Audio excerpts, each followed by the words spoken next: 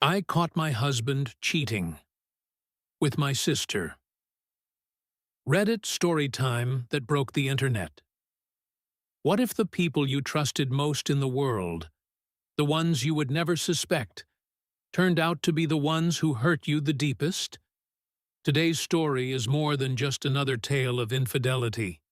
It's a story of family betrayal, of love twisted into something unrecognizable, and of a woman whose world shattered in the most personal way imaginable.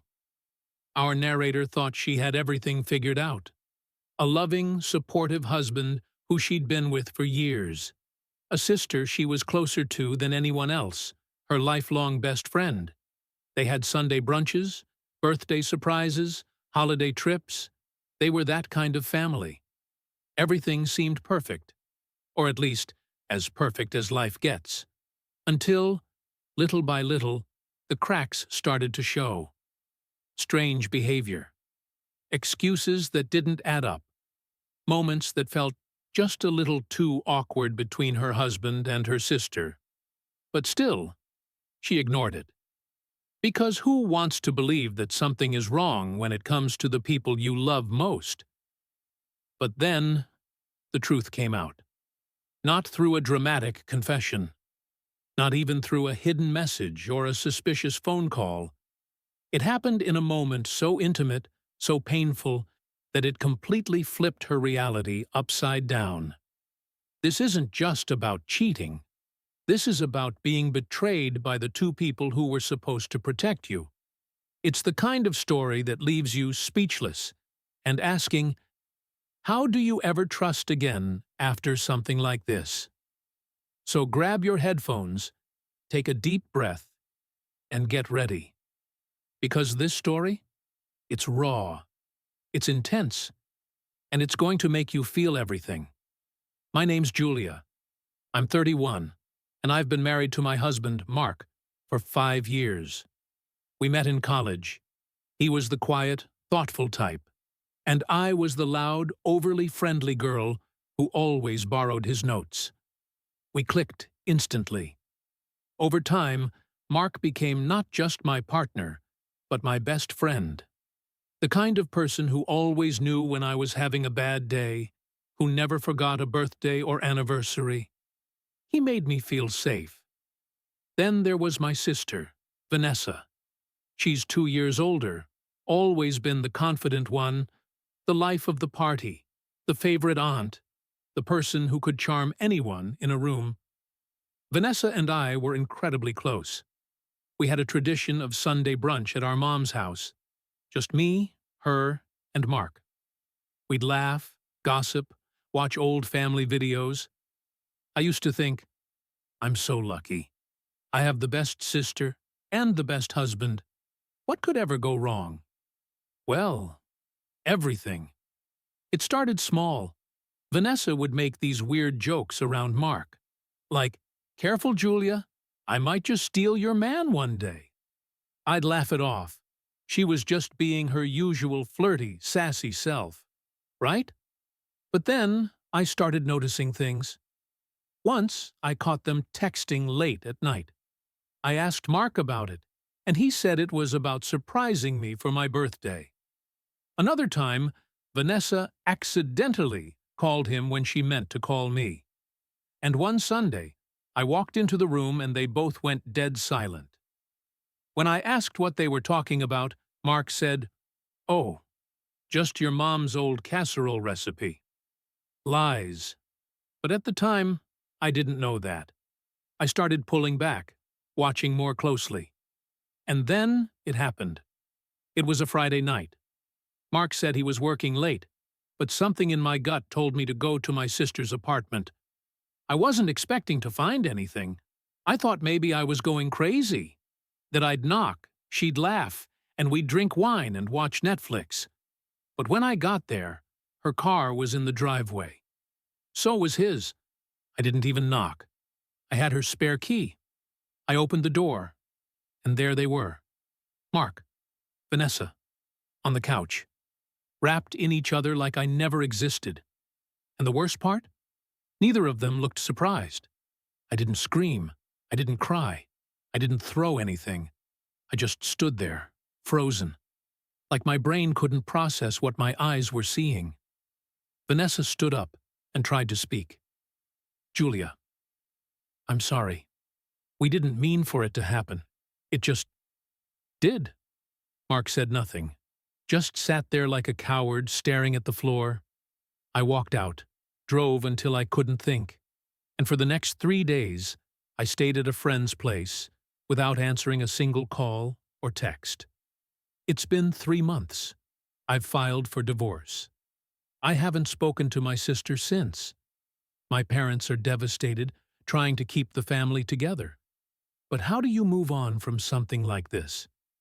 They didn't just betray my trust. They destroyed the version of love I thought was real. Whew. Take a deep breath, because that was heavy. Let's unpack this. At the center of this story is a betrayal so intimate that it doesn't just break trust, it breaks identity. When someone you love cheats on you, it's one thing. When they do it with your own sister, that's trauma on a whole different level. Let's talk about Vanessa for a second. She wasn't just the sister. She was Julia's best friend, her safe space, the one who helped her pick out her wedding dress, who toasted her at the bridal shower, who probably smiled in all the wedding photos. And behind all of that, she was hiding this. A secret relationship with her own sister's husband. If that isn't the textbook definition of betrayal, I don't know what is. Now let's talk about Mark. He had options. If he had fallen out of love with Julia, he could have left. He could have had the difficult conversation, but instead, he chose the most cowardly route possible, hiding in the shadows, sneaking around, and crossing every single moral line in the process. Some people might argue, well, you can't help who you fall in love with. Okay, but you can absolutely help who you betray. What hurts most in situations like this isn't just the cheating, it's the gaslighting, the accidental texts, the lies about birthday surprises, the fake smiles at brunch. They didn't just make a mistake. They built a life on deception. And you know what's even worse? When Julia walked in, neither of them looked shocked. That means they had rehearsed this in their heads.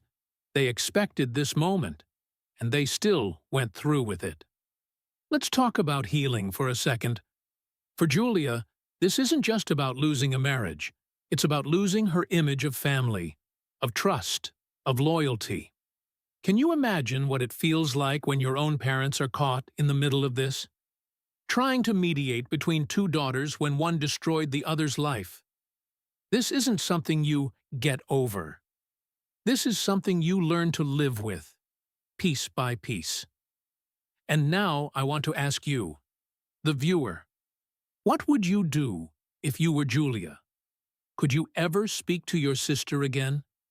What kind of closure could you even find after something like this? Drop your thoughts in the comments. I want to know. Because this story, it's not just a story.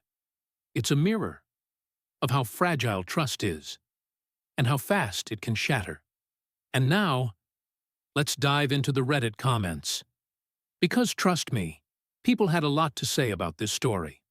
From rage to heartbreak to moments of brutal honesty, the internet didn't hold back. Top comment by u/shatteredtrust89. This isn't just cheating. This is emotional terrorism.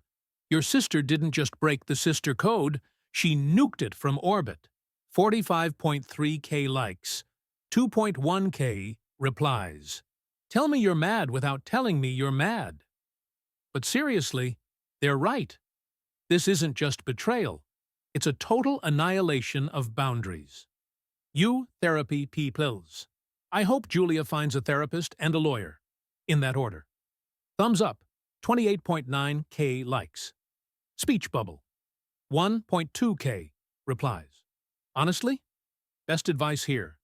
Because healing and justice go hand in hand, and no one walks out of this kind of wreckage without professional help. You married but wary. The second they didn't look shocked when she walked in, I felt physically sick. That means they knew this day would come. Thumbs up, 31.5, Kiki, likes. Speech bubble, 1.6K, replies. I got chills reading that too. That silent moment, way more painful than any screaming match. You not just a sister. The sister said, it just happened. Girl, did it also just happen over and over again behind closed doors? 35.2 thousand likes. 1.9 thousand replies. Say it louder for the people in the back. Cheating isn't an accident. It's a series of decisions made in the dark. You/family first my ass. If I were the parents, I'd go full Game of Thrones and disown Vanessa. No way you smile at your daughter's wedding and still pull this. Thumbs up, 22.4K likes, to speech bubble, 1.1K replies. Now that's some spicy Reddit justice. And honestly, I wouldn't blame them one bit. You got quiet strength, Jay. To Julia, you did nothing wrong. You were loyal, trusting, and loving.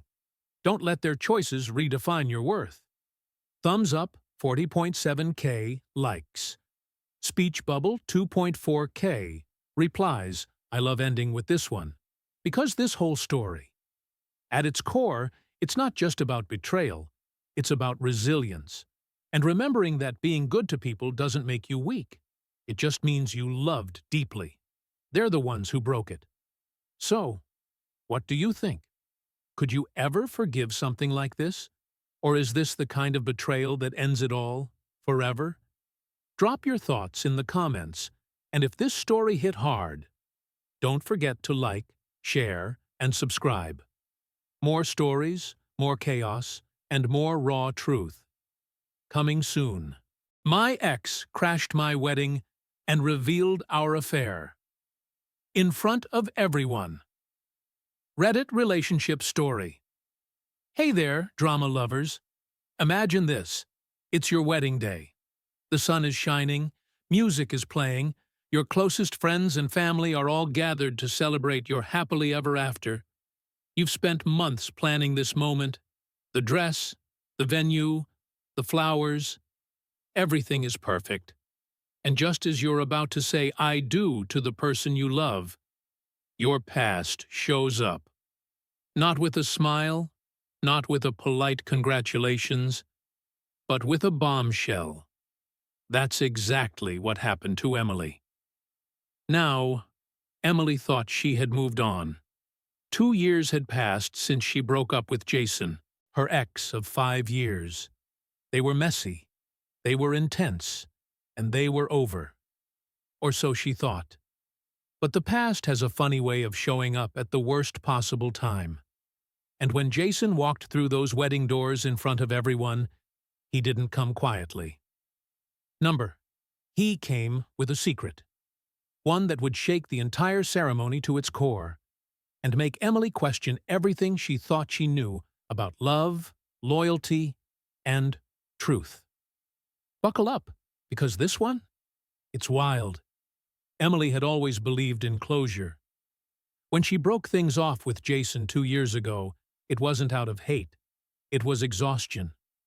5 years of emotional roller coasters, broken promises, late-night arguments, and apologies that never changed anything.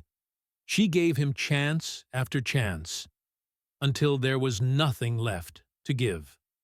Fast forward to the present. Emily met Daniel, kind, dependable, the total opposite of Jason. He didn't sweep her off her feet with fireworks. He gave her peace.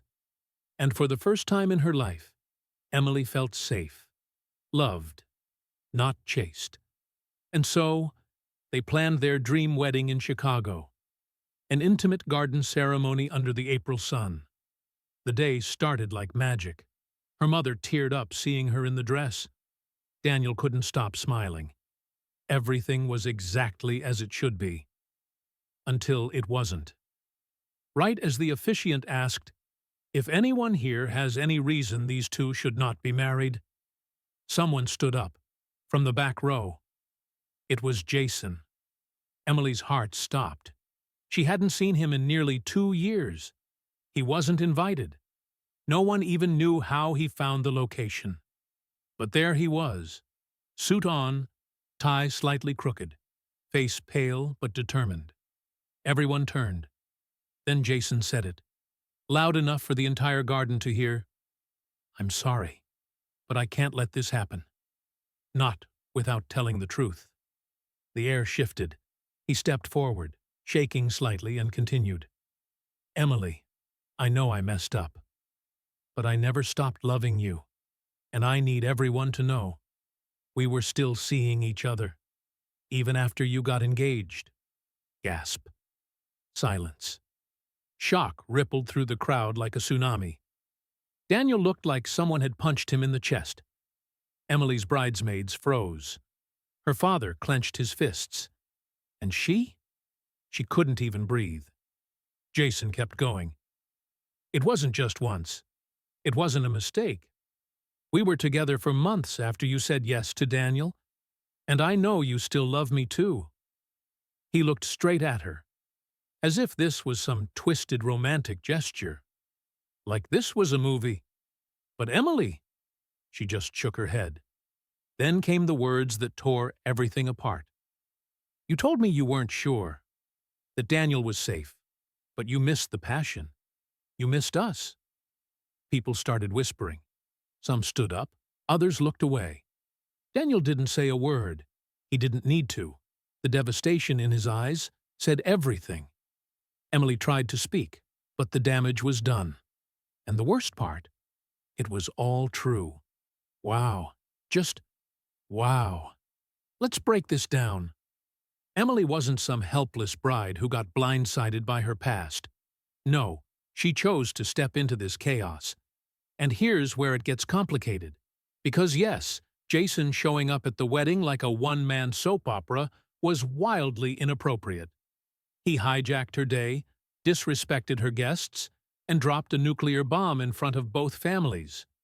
But here's the thing. He didn't lie. Emily had been seeing him behind Daniel's back for months. While she was planning a wedding with one man, she was reliving her past with another. Why? Because safety and passion are rarely found in the same person. Daniel was safe. He was consistent. He made her feel grounded. But Jason was fire. He was unpredictability. That kind of love that makes you ache and come back for more, even when you know it'll hurt. And here's the question we all need to ask. Did Emily love Daniel? Or was she just tired of the emotional chaos Jason brought? Because sometimes we don't choose what's right. We choose what's easy. And in doing so, we hurt the very people who love us the most. And I can't lie to you, Daniel didn't deserve any of this. He showed up to love her unconditionally, and she brought in emotional baggage wrapped in silence and lies. But let's not pretend Jason is some knight in shining armor either. Showing up at someone else's wedding to confess an affair? That's not romantic. That's narcissistic. If he really loved her, he would have come forward months ago, privately. Not at the altar. Not when she was seconds from saying, "I do." That moment wasn't about love. It was about control. And Emily? She's standing in the wreckage of her own choices. There are no winners here. Only broken trust, broken vows, and broken people. So here's what I want to ask you. Watching this right now, if you were in Daniel's shoes, would you walk away forever? Or would you ever consider forgiveness? Let me know down in the comments, because I need to know. How do you define betrayal? He sent $18,000 to his ex and thought his fiancée wouldn't find out. Reddit story. Have you ever trusted someone so deeply that when they betrayed you, it didn't just break your heart, it shattered your sense of reality? Welcome back, Heartbreakers. Today's story is a whirlwind of secrets, betrayal, and a love triangle so twisted it could rival the most intense Netflix drama. Imagine being engaged to the love of your life, planning a future filled with dreams, only to discover your fiancé has been secretly funding their ex's lifestyle behind your back. For years. Yep, you heard that right. This isn't your typical cheating story. It's not about a one-night mistake or a flirty text. No, this story is about emotional betrayal disguised as kindness, and a partner who confused loyalty with lingering feelings. In today's roller coaster of a tale, we meet Natalie, a 29-year-old marketing executive from Austin, Texas, who thought she was marrying her best friend. But one afternoon, while organizing wedding paperwork, she stumbled upon a bank transfer with a name she hadn't seen in years: his ex. At first, she thought it was a mistake, maybe a debt, maybe a one-time emergency. But what she discovered next made her realize the relationship she believed in was built on lies. The person she trusted most had a secret double life, and the wedding she dreamed of might never happen. What would you do if your fiancé was financially supporting their ex without telling you? Stay tuned, because in Part 2, we dive deep into the receipts, the confrontation, and the emotional storm that followed. Make sure to grab your tea. This one's hot. All right, heartbreakers, buckle up, because the deeper we go, the messier this gets. So, Natalie, smart, driven, kind. The kind of woman who plans ahead, color codes her life, and keeps her home and her heart organized. She had been with Ryan, her fiancé, for almost 5 years. They met at a work conference in Chicago, hit it off over bourbon, and a shared hatred for hotel coffee. And the rest was history. Natalie loved Ryan for his grounded energy. He was calm when she spiraled, gentle when she was anxious, and he always told her the same thing: "You never have to worry. You're my home." They got engaged last spring. It wasn't flashy, just a quiet Sunday morning, pancakes, her favorite flowers, and a shaky voice saying, "Marry me." She cried. He cried. It felt real. Fast forward to 2 months before the wedding. Natalie's working late at home, organizing joint finances, merging their accounts, setting up payment plans for the venue, the caterer, all that. She opens Ryan's banking app to verify a deposit. And that's when she sees it. A $1,200 transfer labeled "For Rent, Jay." She pauses. Who's Jay? She scrolls. There's another. $600, groceries and meds for Jay. Another, $400, just in case. Her stomach sinks. Natalie doesn't know any Jay that Ryan supports financially, except Jenna, his ex. Now, a little backstory. Ryan and Jenna dated for 4 years. It ended badly. She cheated. He left. Done and dusted. Or so Natalie thought. So Natalie does what most of us would do. She doesn't confront him right away. She gathers evidence. She downloads bank statements, tracks the transfers. And it's not just a couple of favors. It's over $18,000 across 2 years. Rent, groceries, vet bills, car repairs. It reads like a monthly support check. So she finally asks him. Not in anger, not yelling. She just says, "Why have you been sending money to Jenna?" And Ryan? He doesn't deny it. He doesn't lie. He just sighs and says, "She needed help. I couldn't just let her fall apart." Natalie is frozen. He tells her Jenna lost her job, got into debt, was struggling with her mental health. And he says, "It was never about love. I just felt responsible." But here's the thing. He never told Natalie. Not once. She's supposed to marry this man, build a life, share finances, trust him. And he's been secretly funding his ex like a silent partner in someone else's life.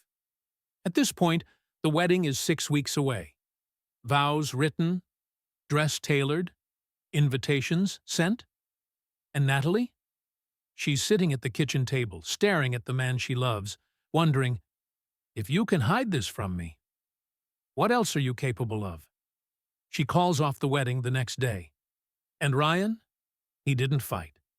He just nodded, like he knew this was coming. So here we are. One woman's dream shattered not by another woman, but by the ghost of another woman. A past relationship that never truly ended, just changed forms. Stay with me, because in part 3, we're diving into what this story really means. Was Ryan emotionally cheating? Was Natalie overreacting? Or is financial loyalty to an ex the ultimate betrayal? Let's unpack it next. Whew! Okay, let's breathe. That story hit hard, didn't it? So now we ask the million-dollar question. Was Ryan in the wrong? Let's break this down. Point 1.